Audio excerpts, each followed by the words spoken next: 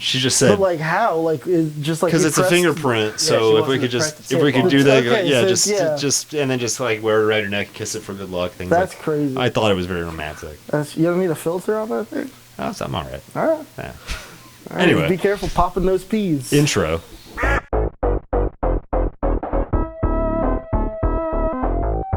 Hey everybody, welcome to this episode of Working Class Music. This is a sequel episode of sorts to our last discussion, is Guitar YouTube dying? And judging by some of the reactions that we've gotten on that, I figured this would be a good time to pose the question, is Guitar YouTube too white? Is this our DEI episode, if you will? Oh, jeez! But first, let's introduce ourselves. Over here, we have a special guest host for this segment, my friend Sheldon. Everybody say hi, Sheldon. Hey, say hi, Sheldon. How's it going? Good morning, America. Good morning, America. And over in the corner in his favorite green-colored Doom hoodie. Hey guys, it's Xander. Got Xander. And I'm also here, and I have a lot of opinions about if Guitar YouTube is too white. So, man, this is gonna be a spicy one. I'm over here kicking my legs in excitement. Well, you know what? Let's just dive into it. Let's just ask the question: do you think Guitar YouTube is too white? Yes, I certainly do, because mainly. And here's a not so hot take. Part of an indictment as to why Guitar YouTube is so white is look at the success that we've had. Yeah, holy shit! Out of nowhere comes these black artists that are just doing a lot of, well, at least at the beginning, a lot of similar things that, you know, other creators were doing, like 60 Cycle Hum and Pusheen. You know, no shade to them, but like. When we started the show, I was literally just kind of looking at references that you were giving me and like doing that with my own like spin on it. And it's like, yeah, we had, a bit of success. And it's like, maybe it's also an indictment on me not looking for it enough. But as far as what I've seen pushed, it's been a lot of white guys in their mid-30s, early 40s, just kind of, saying similar things. And even when we went to Sweetwater for Gear Fest, the black creators I saw there, they weren't, doing guitar-based stuff. It was more like hip-hop based stuff, like on the electronic side of things, on the production side of things, DJ equipment, that kind of thing. And like, sure, that's cool, but like, I would certainly like to see more people that look like me doing the shit that we do. So yeah. Oh damn, that's you threw down the gauntlet. He did. Yeah. Okay. And now this is an interesting dilemma I'm in because I'm like, well, do I ask the white guy next or do I ask the guest host? Like, what's the white guy doing that? Well, I'll just say like, yeah, I kind of agree. Like, Good. That's a good answer. I mean, like, who else is there? But like, there was like, who else is there? Like every other channel on YouTube is a white guy talking about a guitar channel is a white guy talking about guitar stuff. Are you on YouTube? I just know you from Jason's band. I go on YouTube. I watch a couple of videos. I mostly just watch like jam tracks. So you're not like a content creator? I'm not a content creator at all. I'm just a very opinionated black guy. That's what I'm going to say about this topic today. Let's go. And this is why I invited Sheldon on to this, because he has the perspective of a viewer, not a content creator. I dig that. Yeah, so I'm going to preface by saying, I've never been to Gear Fest. I've never been to, NAMM. I've never done any of that stuff. I am strictly a watcher. I don't, I might post a little Instagram video every now and then, but I'm not a content creator. So my opinion is just my opinion. That's all it is. This is not sponsored by anybody in my mind. It's just what I have to say. I'm sorry. So I think it's too white as far as... when I'm sitting on YouTube watching guitar-based videos, because I do. I watch gear videos, I watch tutorials, I watch, just people just create content with guitars. Love a pedal review, love a gear review, love all that. But, all of my creators that I watch are white. for the most part. You know, it's kind of hard to find, you know, like black, you know, Hispanic, Asian creators, especially, you know. I mean, you can find some Asian guys in Japan and China and stuff making guitar videos, but that's not being catered. It's not being pushed to me. I mean, regionally, maybe that's why, but you're not really seeing anything else except for white guys. And I understand. Guitar, rock music, you know, white guys took it over. You know, we see a lot of music that was stolen from, you know, black people. You know, traditionally is what they say. You know, I'm a blues guy. So I love, you know, B.B. King. Whew. I love a Jimi Hendrix, you know, Albert King. Eric Clapton. Ooh. I do love Eric Clapton. I was going to say, you just made his analogy go right out the window. Yeah. Oh shit! I'm also like, you know, Magic Slim type guy, you know. Basically, I like a lot of blues artists, and they're mostly black. You know? Have you seen Sinners?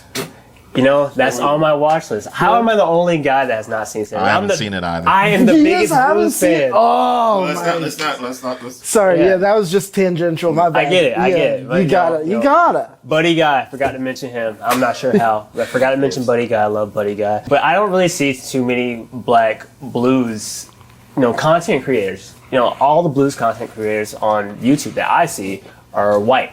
They're being pushed. You know, on my suggested for you, it's white guys that are playing guitar. But there are black content creators. I was going to say, because They to are. play devil's advocate, there are successful content creators of color. Mike Cole. Is one of them, and he is super fucking awesome to hang out with. There's Andre Flood. A new one is what's her name? Renee Mija. I think that's her name, but she doesn't really do guitar. She does like studio content. So they're there, but you know, they've seen, you know, 2 out of 3 of them have seen a level of success that trumps our own. Yeah. But I guess my question is, I had a couple questions. Do you think it's more so an algorithm thing, or do you think it's indicative of the audience of guitar YouTube? Is it just white dudes watching it? I think it's a little bit of both. Yeah. So, you know, I feel like it's white dudes that are watching it on YouTube for sure. I mean, and that's fine. You know, you're catering to your audience. I mean, these guys didn't choose to be white. They didn't choose to be content creators. Well, they did choose. They did choose. They chose to be content creators. They didn't choose to be white content creators. They chose to just be content creators. And so, you know, the white watchers are watching people that look like them. That's fine. But I also feel like, you know, there's not enough of us that are creating the content as well. But also the algorithm's not pushing, you know, diversity. That's the biggest thing, though. You see all the white content creators like on the top. You know, your first ones you're gonna see are always white. But again, that might just be because there's a lot more white content creators. But there are some really good black ones, just like you named. And I wish they did get pushed more, you know, based on the algorithm. I think it's definitely got to do with the audience, because I definitely don't look for it as much as I should. But like, at the same time, I'm in a lot of spaces where if it was around, I would, you know, I would see more of it. Like, for a while there was, you know, this issue of like, oh, you know, like where are all the black punk bands, you know, and all that stuff. And, you know, you guys know I work with this company, Punk Black. And, you know, it's like it puts the spotlight on all these like POC punk bands and everything like that. And so it's like whenever somebody says like, where are all the, you know, POC punk bands, I'm like, this is where you look, because they'll fucking show you. And it's like there's not kind of that curated space for black guitar YouTubers to kind of get that same kind of push. It's like you don't see, and I'm trying not to burn, I'm trying to use my words carefully here, you don't see a lot of brands highlighting or working with people of color on, you know, these product drops and stuff, you know, as much as they do white creators. It's like, sure, we've been lucky enough to be a part of these product drops and things like that, but we're definitely in a very small crowd of those people. Before you continue, speaking of that, let me give a shout out to Chase Bliss and PRS in particular, Fender as well, and Gibson and a few other companies. But Chase Bliss, Joe, he speaks on behalf of marginalized people, if you follow him, and they've always made this space more welcoming for people of color. So just a quick aside to that. Thank you. Yeah, you mentioned them, and like I love all the work we've been able to do with PRS. Like when we were talking to Paul, and he started fucking name dropping Mother's Finest. I'm sitting here like Mother's Finest. I'm like, My yo, uncle this loves them. dude. Yeah, my dad put me on them. My uncle put me on them too. And I'm like, Crazy. yeah, this dude fucking like he knows this shit. Yeah. Like he knows like the culture that all this comes from, and like. He's all about like, yeah, let's put our guitars in the hands of black people because they're gonna make some dope shit with it. For sure. You know, it's like we've had all the work we've done with him. I mean, Tia's got that, you know, that signed guitar from him. Yeah, all of us besides Xander have a PRS that we've got. And it's not personal. It's just they all have birds on them. It's because he's the only white guy, so they didn't send him a PRS. One day we'll get you one. No, but like day. seriously, there are more brands that are, open to working with people of color, but I really just want there to be more people like us getting out there. So does that mean there aren't enough black creators, or I think so. you think we need to encourage more kids to get out there and just start, risking it all, putting their reviews on camera? Yeah, Is that yeah. okay? And like, I think I mentioned this to one of you guys like a while ago when we were kind of figuring out like how we were going to reshape the channel or if it was going to go on at all. And like, it was like, I felt like we had a duty to keep this channel going because we had a specific voice, because there weren't a lot of people doing it how we did it, that looked like us. So it's like, sure, we don't owe anybody anything, but from what we've done, I feel like there's a bit of a responsibility that we've picked up to be that voice that can hopefully inspire more people that look like us to do what we do. Yeah. Definitely. Sure. Xander, you've been very quiet over there, so I'm going to pose the next question to you. Let's go. Since we've started this YouTube journey, I know we've all had different experiences, but would you say from an outside perspective that the community is welcoming of people of color? And when I say community, I mean like the viewers and the brands, not necessarily other content creators, because I think, Okay. yeah, I mean, we can, so you can, if you want to say that too. I mean, the other content creators who might have all been like, "Holy shit, you guys are amazing." You know what I mean? We have seen like ups and downs as far as that goes. You know what I mean? We've had brands just kind of write us off or not take us seriously for one reason or another. I don't know if that's just appearance or just the fact that we're new on the scene. But we've also had people reach out to us and want to do some work. We just had a big amp company reach out recently. That's pretty cool. Not to cut you off, funny you say that as far as appearances go, because there's one thing that I'm just going to drop some tea. I'm not going to name some names, but there was one company that a friend told me wanted to get in contact with us, and the descriptor they used was, for me, it was, the Black Channel. Oh boy. So Oh boy. that's kind of like the rub, right? It's like, are we owning that, or is that we shouldn't be the only one? Is that all we are? We shouldn't be, and that's exactly right. It's like that's the insult, right? And so yeah, so there is a deal of that. There's a bit of that going on. And I don't know if it's all. I feel like I don't even know where to start with that. I feel like it's not my place to speak to that. Well, let me jump in because Yeah. Speak on it. So here are my thoughts, because I've kind of been mediating this because I've had my own share of experiences.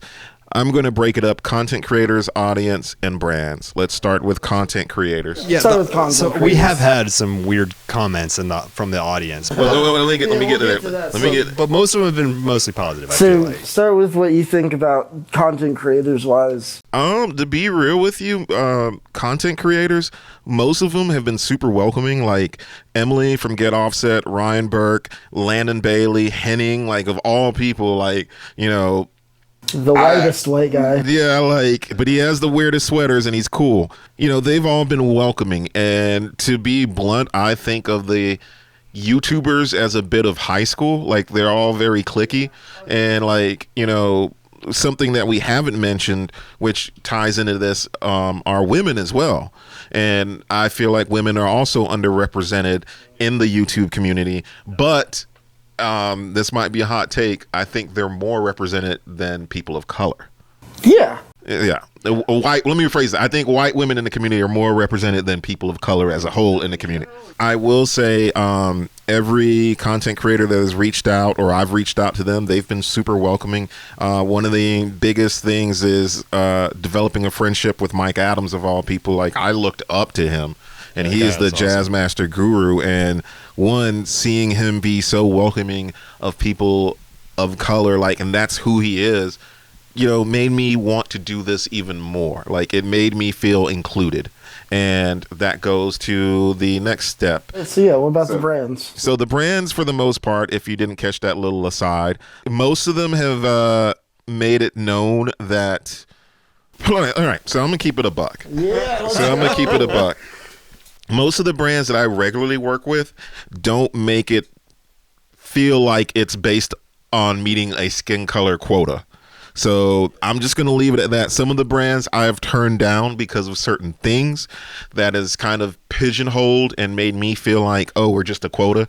Like, you don't have any other black content creators or any other minority content creators. So they need you for the black vote. Yes. Yeah, they need me as the DEI minority. hire. Yeah. I will say one company that stands out for its inclusivity, just as a whole, SWEETWATER.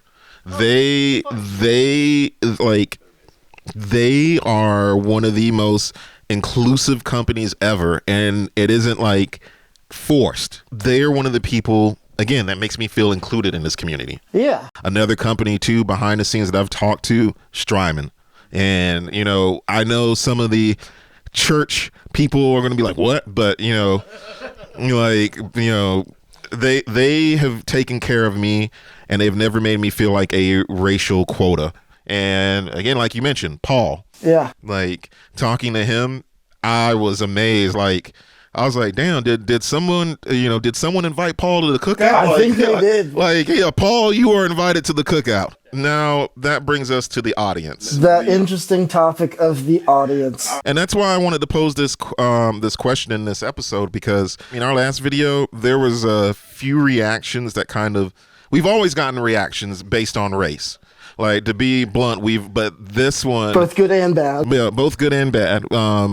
But this one, it was funny because I posted this episode in a couple of places, and I noticed some of the comments in very white spaces that were less than encouraging. And it's just like, you see other content creators doing the same thing, like, oh, they're making the same type of video, but they don't get shit on because of it.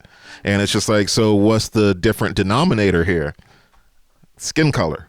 And to be fair, I've seen people shit on Emily from Get Offset and, you know, Emily Harpus. Like, but then again, what's the denominator there? But women. To be blunt, like, you know, I don't, you know, fuck you. I don't care if this makes you uncomfortable, but I don't feel like the audience makes a lot of people comfortable, and not as a whole. That's not everybody, because most of the comments are great and most of them are encouraging, but there are places on the internet where you'll read stuff and, you know, it's just like, you know, I never try to toot my own horn and be like, oh, I'm a better than so-and-so.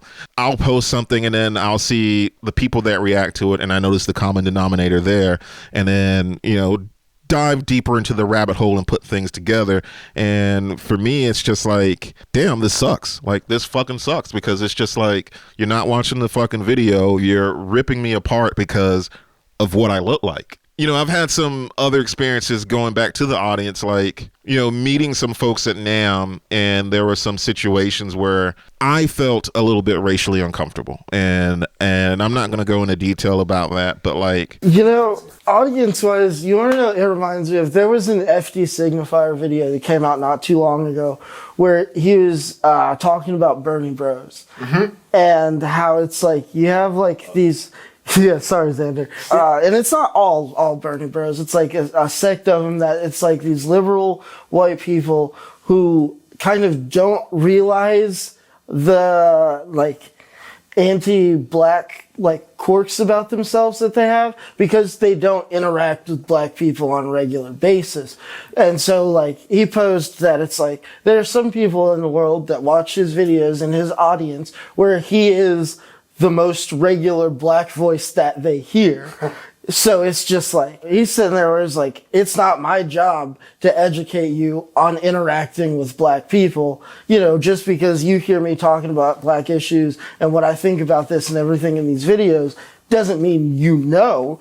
It means you should probably go talk to more black people, you know, so that you know how to act, you know, and like sometimes I do feel like that. Sometimes, you know, with our videos, I do feel like it's like, damn, people think our opinions are so like provocative and so like interesting because it's like this is the first black person they've heard talk about this piece of gear that they've been interested in, and it's like, man, wow, I never thought about it that way. I didn't know you people could do that. Right, and like That's crazy. it's a lot of that. Anyway, yeah, sorry to go off on a tangent there. I was just it just popped in my head. So the thing that this all makes me think of is like white folks have been trying to take rock music since like Elvis. They didn't try. Well, they did. They did. They took it, and it sucks. Paul Mooney said they'll take everything. They take everything. They'll take everything. And Better watch out. so, you know, that's what Elvis was, and it's like a lot of people don't realize that the whole like disco sucks thing in the 70s was just a dog whistle.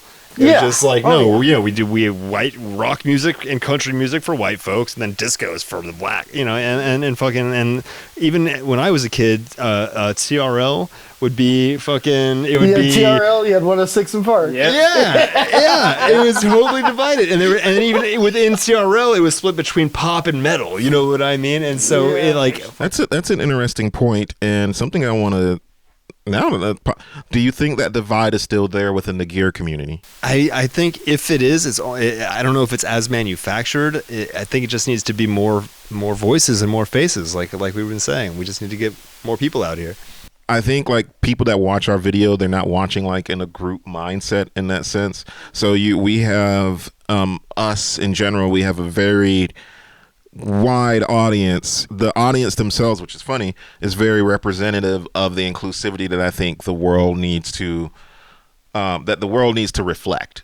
And I think while the audience is more reflective, and I think for us that's been, you know, admittedly beneficial because more people seeing, hey, you know, this person doing it on YouTube, it makes it more welcoming.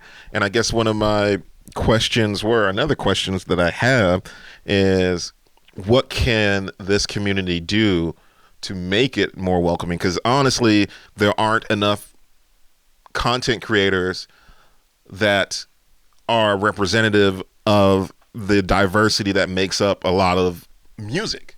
And it's and to a degree, it's very segmented off. Like, you know, you do have I don't watch bass guitar YouTube, if that's a thing, but I'm willing to bet we know who are some of the bigger people on there. I'm willing to bet their skin color. God, dude.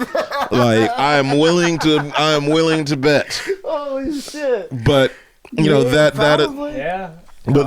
aside, like I said, I do believe it is the algorithm that pushes a lot of these channels, that has made a lot of these channels bigger.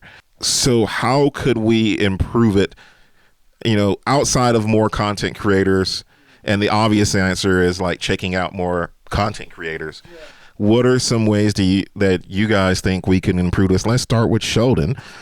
I feel like the biggest thing would be if we all came together to basically say that, you know, the online bullying stuff is not a thing. Because, you know, you can go under anybody's video and there's going to be a bunch of comments about how they love it, and there's always going to be somebody that's hating. Yeah. And whether it's, you know, a racial thing or not, but there's always somebody hating. You know, if more of the community got together and said, we're not going to take this, we're not going to let you just, you know, come in there and just slander somebody, you know, for, you know, even like they're playing.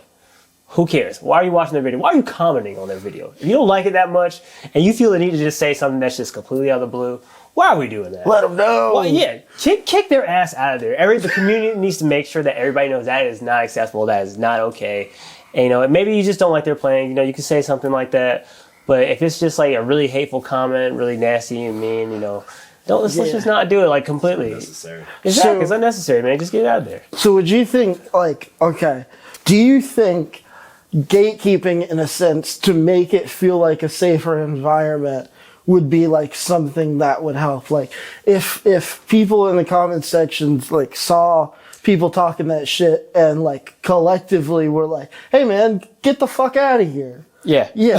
Absolutely. I feel like, if we had more of that, maybe you'd have less bullying. Maybe you'd have like less comments geared towards something that's outside the music, like So like how somebody looks. So like lower tolerance of the bullshit, like not letting shit slide like For sure. Okay. So do you think our white counterparts or white creators, they should be more responsible in calling out that? And I can't tell anybody what to do with their platform, but do you think it would be incumbent upon them to, maybe platform somebody that does the thing they do, but that doesn't look like them? Yeah, for sure. I feel like, if the bigger content creators came together and said, we're going to shout these people out, or just like, give credit where credit is due, then yeah, it doesn't have to be a performative thing. If they don't really feel that way, then don't do it. But if they truly do feel like, hey, I see that these creators are, doing their thing and I really fuck with that, then hey, shout them out every now and then. Who knows? You never know, that can take somebody. All it takes is one person saying something. Yeah, I mean, there's in this whole content creator world, there's a lot of, white guy number one with the show platforming white guy number two with the show. If you know another black musician, how hard is it to be like, hey, you want to come on my show? Because it's like, even if they're not like a content creator, like, we've had Sheldon on, we've had like Shane on, maybe that experience might change that. Maybe their audience, who doesn't usually, see a black guest on their show, sees that and it's just like, oh damn, let me hop on, let me start doing this. It's just like, if you've got the platform and black musicians who could use a boost for any reason, even if you're doing it selfishly, Give them a hand up. yeah, give them a hand up. Yeah. Yeah. And yeah, I do think a lot of white creators could use your voice to shut that shit down. Pedalboards of Doom needs a shout out because they have shut some shit down, especially recently. Yeah, especially recently. Like, they have shut down some transphobic shit. Like, cheers, guys. Yeah.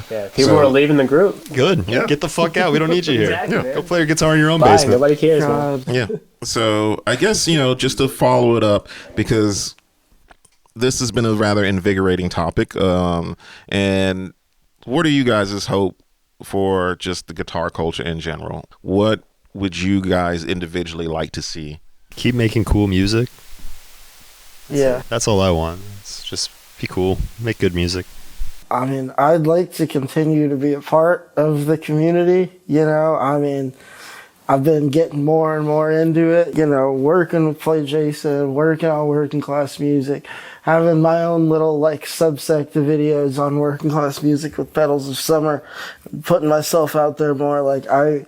I'd like to stick around long enough to be a part of the reason that somebody else wants to do this. Yeah. We need more of these white creators platforming, more people of color, and not letting shit slide.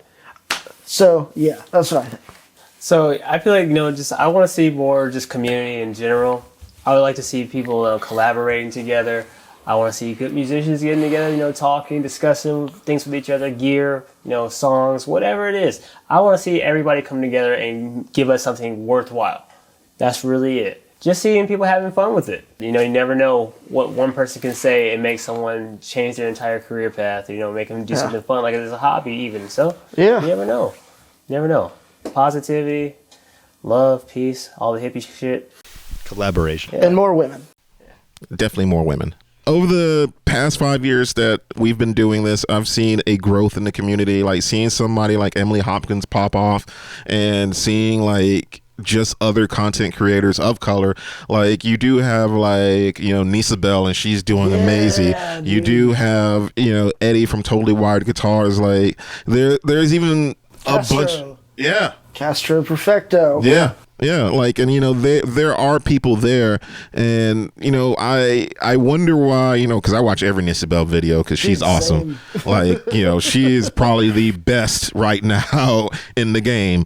But I don't know. I like to see more of the friendships forming because, like, if you can't tell, the friendship with Nisabel means a lot to me. The friendship with Ryan and particularly Steve, like, they mean a lot. Like, from 60 Cycle Hum, and I like seeing that, and I like seeing them check their audience or any audience. Steve especially, especially Steve. I really do like the dynamic with him and Ryan, because sometimes he's so no bullshit. Yeah, because Ryan will be going off and doing his bits sometime, and Steve's just like, no, let me get this out because here's what I think, and fuck all this other shit. And I'm like, yeah, dude, Steve, let him know. Yeah, so more Steve. It just ends with us fucking boosting up a white guy.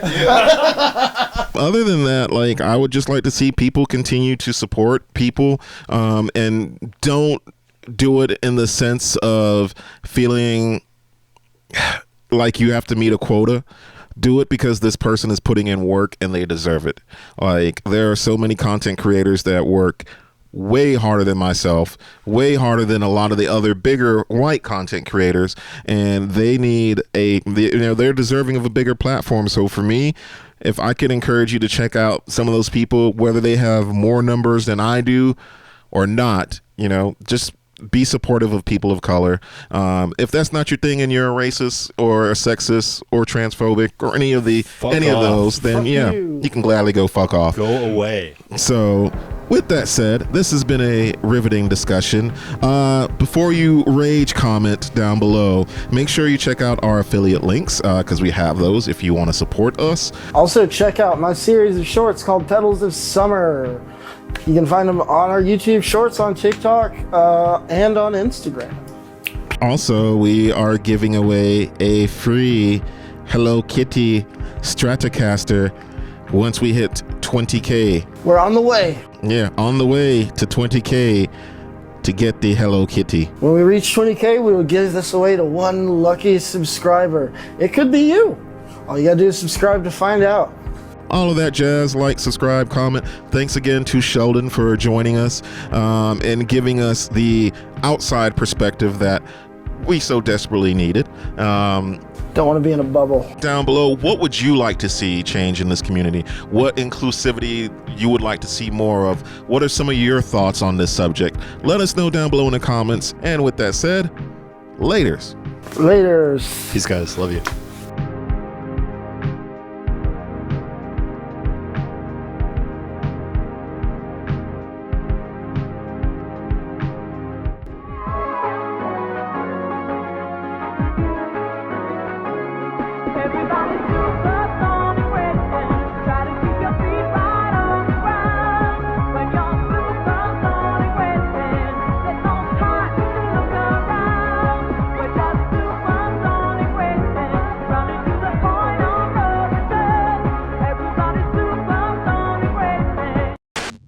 Yeah, you're right here on this one, the one in the middle. Yeah, there you go. Strymon, where's my timeline, MX? Oh, fuck. Where's my fucking timeline, MX?